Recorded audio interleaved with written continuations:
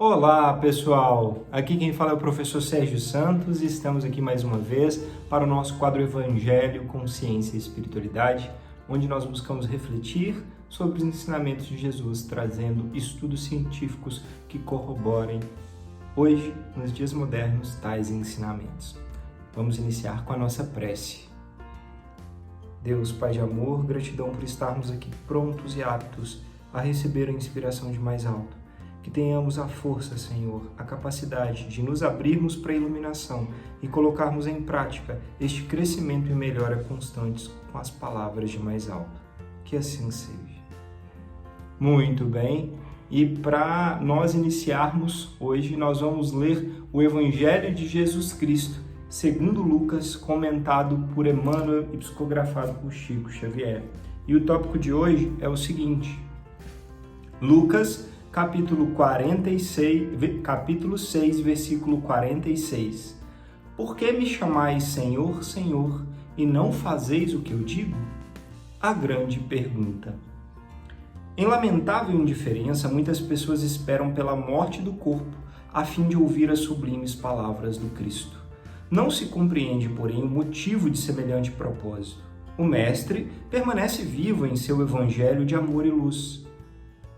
É desnecessário aguardar ocasiões solenes para que lhe ouçamos os ensinamentos sublimes e claros. Muitos aprendizes aproximam-se do trabalho santo, mas desejam revelações diretas. Teriam mais fé, asseguram displicentes, se ouvissem o Senhor de modo pessoal em suas manifestações divinas. Acreditam-se merecedores de dádivas celestes e acabam considerando que o serviço do Evangelho é grande em demasia para o esforço humano e põem-se à espera de milagres imprevistos, sem perceberem que a preguiça sutilmente se lhes mistura à vaidade, anulando-lhes as forças. Tais companheiros não sabem ouvir o Mestre Divino em seu verbo imortal. Ignoram que o serviço deles é aquele a que foram chamados, por mais humildes que lhes pareçam as atividades a que se ajustam. Na qualidade de político ou de varredor, num palácio ou numa choupana, o homem da terra pode fazer o que lhe ensinou Jesus. É por isso que a oportuna pergunta do Senhor deveria gravar-se de maneira indelével em todos os tempos, para que os discípulos, em lhe pronunciando o nome, nunca se esqueçam de atender sinceramente às recomendações do seu verbo sublime. Que assim seja. Eita! Que texto puxão de orelha, né? Esse texto de hoje vem nos falar sobre as verdades que Jesus nos traz, mesmo não estando em corpo físico encarnado aqui na Terra no momento, né? Ele está presente, nós sabemos, esse espírito crístico está cuidando da Terra, né? E Jesus, o mensageiro, vem até nós e nos guia e ilumina através do seu evangelho, né? E muitas pessoas dizem: se eu tivesse uma manifestação mais direta, eu iria mudar de vida, eu iria começar a agir, eu gostaria tanto que fosse assim ou assado. E na prática não é assim que funciona. Nós somos responsáveis por nós mesmos. Nós temos a obrigação de fazer o esforço consciente de mudança. E este pedido de mais e mais e mais, sem fazer nem mesmo o mínimo no que já nos foi confiado, é um sintoma de orgulho, vaidade e preguiça. A preguiça espiritual de se esforçar para ser melhor, de fazermos o serviço que consideramos chato, difícil, né, entediante, ou seja o que for, né, acaba fazendo com que fiquemos empacados, parados e muitas vezes paralisados, perdendo chances de crescer e evoluir. Portanto, o Mestre Jesus vem nos convidar e ensinar que devemos fazer a nossa parte, seja onde for, se estamos numa mansão, num castelo ou numa choupana, se estamos no meio da natureza ou numa cidade tumultuada, se estamos numa família com pessoas que consideramos mais difíceis ou não, se estamos num trabalho que é o que mais gostamos ou não, nas pequenas coisas do dia a dia, façamos e atendamos ao chamado de Jesus para que possamos depois receber o direito e as bênçãos de mais bênçãos, tarefas, trabalhos e outras situações que podemos talvez considerar melhores. Mas se não formos fiéis no pouco, não podemos receber o muito. Que assim seja. E dentro desse contexto, nós trouxemos o nosso livro querido, Alvorada Cristã, ditado por Neio Lúcio e psicografado por Chico Xavier. E o tópico de hoje é o tópico 24, o aprendiz desapontado. Um menino que desejava ardentemente residir no céu, numa bonita manhã, quando se encontrava no campo em companhia de um burro, recebeu a visita de um anjo. Reconheceu depressa o emissário de cima, pelo sorriso bondoso e pela veste resplandecente. Alucinado de júbilo, o rapazelho gritou: "Mensageiro de Jesus, quero o paraíso. Que fazer para chegar até lá?" O anjo respondeu com gentileza: "O primeiro caminho para o céu é a obediência, e o segundo é o trabalho." O pequeno, que não parecia muito diligente, ficou pensativo. O enviado de Deus então disse: "Venha a este campo a fim de auxiliar a natureza que tanto nos dá." Fixou o olhar mais docemente na criança e rogou: "Queres ajudar-me a limpar o chão, carregando estas pedras para o fosso vizinho?" O menino respondeu: "Não posso." Todavia, quando o emissário celeste se dirigiu ao burro, o animal prontificou-se a transportar os calhaus pacientemente, deixando a terra livre e agradável. Em seguida, o anjo passou a dar ordens de serviço em voz alta, mas o menino recusava-se a contribuir enquanto o burro ia obedecendo.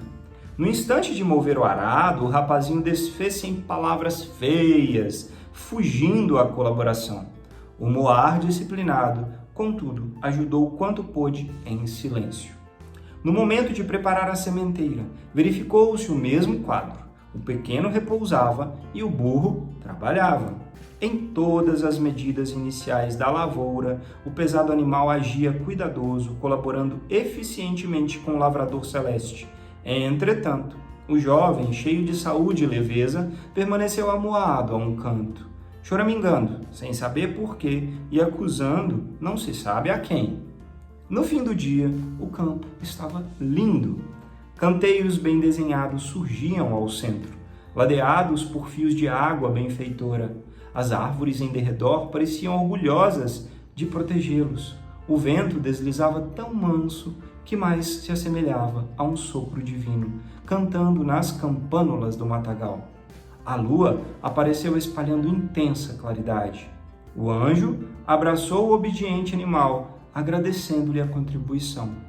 Vendo o menino que o mensageiro se punha à volta, gritou ansioso: "Anjo querido, quero seguir contigo, quero ir para o céu." O emissário divino respondeu: "Porém, o paraíso não foi feito para gente preguiçosa. Se desejas encontrá-lo, aprende primeiramente a obedecer como o burro que soube receber a bênção da disciplina e o valor da educação." E assim, esclarecendo, subiu para as estrelas, deixando o rapazinho desapontado, mas disposto a mudar de vida. Que assim seja. É assim mesmo que a vida funciona, né? Muitas vezes nós recebemos visitas de mensagens sublimes de mais alto, nos instruindo através de ver a natureza, de ver a ação dos outros, de ensinar e aprender por amor, lendo livros, lições, e assim somos convidados por esses anjos a fazermos igual, trabalhando, servindo, auxiliando, cumprindo a nossa parte, como refletimos no Evangelho, nas pequenas coisas, fazermos o que o campo divino nos deu para trabalhar hoje, né? Ou amanhã, a Deus pertence. Agora, a grande questão é que o rapazinho simplesmente não queria o esforço. Queria o céu, mas o anjo deu 2 diretrizes necessárias, 2 caminhos para chegar ao céu: obediência, disciplina, né? E trabalho. Qual dos 2 o rapaz quis? Nenhum. E aí, como na nossa vida, nós também somos convidados ao trabalho e à disciplina, a permanecer fiel nos compromissos, a fazer a nossa parte todo dia, né? Claro, se esforçando para melhorar e fazer o melhor, né? Ter condições melhores todos os dias, mas sem abandonar a tarefa. E aí, muitas vezes, nós não ouvimos esses ensinamentos. Vem depois a Senhora Dor nos visitar para tentar nos ensinar a força, né? O rapazinho lá no final falou: eu quero ir para o céu, anjo, você está indo embora, me leve. Eu falei assim: olha, não. Você primeiro precisa aprender a obediência e o trabalho. Se inspire no burrinho aí. Olha como ele trabalhou e mereceu todas as bênçãos de mais alto por todo o esforço que fez pelo bem comum, pela natureza. E aí, como nós estamos fazendo? Essa não é uma reflexão para a gente pensar sobre o outro que está deixando de fazer ou não, aquele que nos cerca, mas sim é um convite à reflexão íntima. O que eu estou fazendo? Eu estou sendo preguiçoso? Estou aberto a ouvir as lições do dia a dia, das pequenas coisas, a cumprir as pequenas tarefas dentro de casa? De limpar, organizar, cuidar, amparar, auxiliar. No trabalho, estou dando o meu melhor ou estou sendo simplesmente como um menino emburrado, choramingando, reclamando dos outros e nem se sabe de quê, né? Mas está lá, emburrado e achando ruim de tudo, né? E de todos. Como nós estamos agindo na nossa vida? Essa parábola ditada, né, por Neio Lúcio vem nos fazer refletir exatamente na nossa condição, se colocando aí no lugar deste menino que quer chegar ao céu um dia. Então, que possamos fazer esse esforço consciente, porque a gente vence a preguiça, vence o desânimo, vence as dificuldades que todas passam, né? Tudo passa nessa vida, todas as coisas boas e também difíceis e ruins. Amanhã sempre será um novo dia, mas nós temos que agir, temos que cumprir a nossa parte para merecer o amparo e o auxílio e as bênçãos que pedimos sempre de melhoria. Que assim seja. E dentro deste contexto, nós trouxemos hoje um artigo científico, cujo título é o seguinte: Preguiça. Esse artigo científico, ele foi publicado no Journal ou no periódico científico, né, que se chama Enciclopédia de Personalidades e Diferenças Individuais.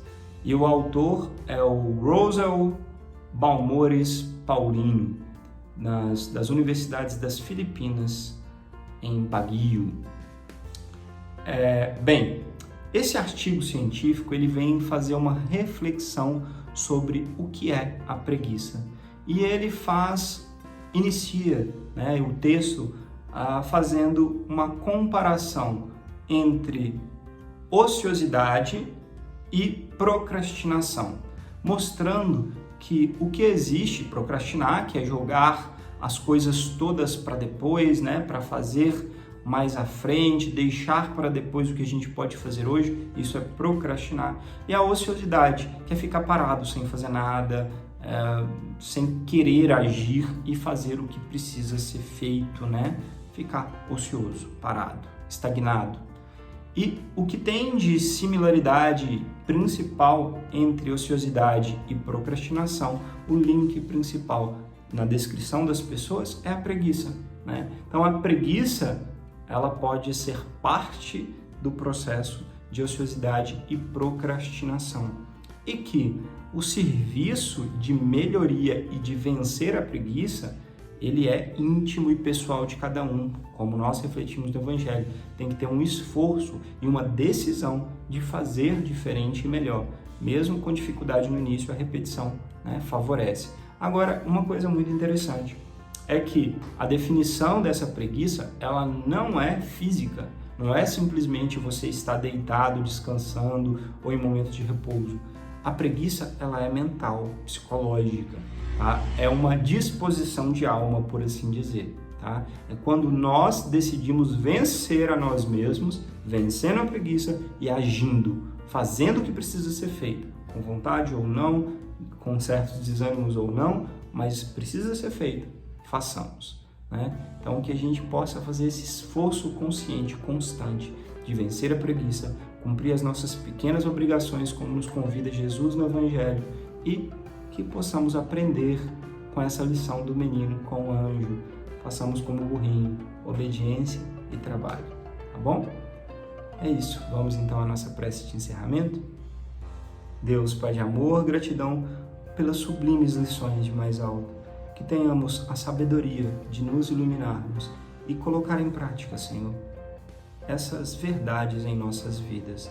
Que os bons anjos mentores abençoem enormemente aqueles que estão nos acompanhando nas suas necessidades e olhe por aqueles que mais sofrem neste nosso mundo. Que assim seja. Gratidão pela oportunidade de conversarmos. Namastê e até a próxima.